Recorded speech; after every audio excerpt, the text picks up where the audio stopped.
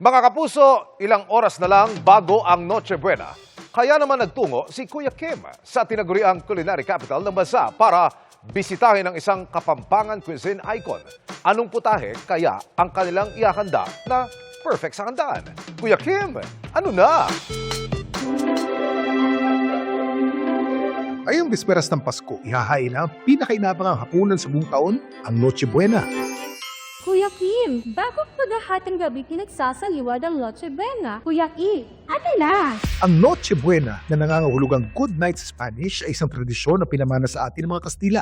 Bawat pamilya may kanya-kanyang paraan para ipagdiwang ito. Pero ang tila nakasanayan, pinagsasaluhan ito bago maghating gabi o kapag maghating gabi na bilang pagsalubong sa Pasko.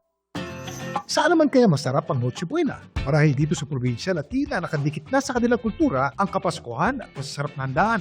Tara at mangantana sa Pampanga. Nakamakailan lang, kinilala ng Senado bilang culinary capital ng Pilipinas. Nandito tayo sa Mexico, Pampanga ngayon. Hinahanap natin ang bahay ng isa sa mga icons ng Kapampangan cuisine, si Aching Lilian Romeo. Saan po ba nakatira si Aching? Yan po sa Arab. Dito sa harap. Natikman niyo na po ba yung pagkain niya? Opo, masarap. Aching Lilian! Yes. Ay, Merry Christmas po. Same to you. Ano po ang pinakamasarap ihanda sa darating na Noche Buena base po sa experience nyo dito po sa Pampanga? Putserong Pasko. Ang sahog ng Paskong Putsero, Paskong Pasko, hindi tinipid. Meron ka ng baka, may manok ka, may baboy ka pa. Ilan taon na po kayo? Naku, 42. 42 lang.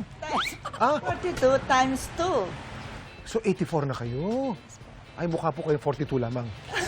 Thank you po. O simulan po natin. Gusto ko po makita paano po natin gagawin.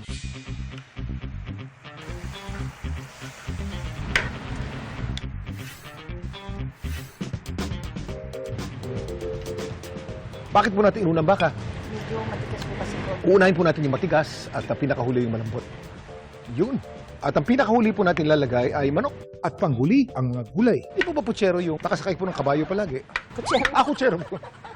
At ng kubulo, ready to serve na Paskong Putsero. Tikman po natin. Pagkasarap talaga, yung pinaghalo-halong lasa ng lahat ng sahog, matitikman mo doon sa sabaw. Kaunting alat, kaunting asim, at kaunting tamis. Kanyaman na.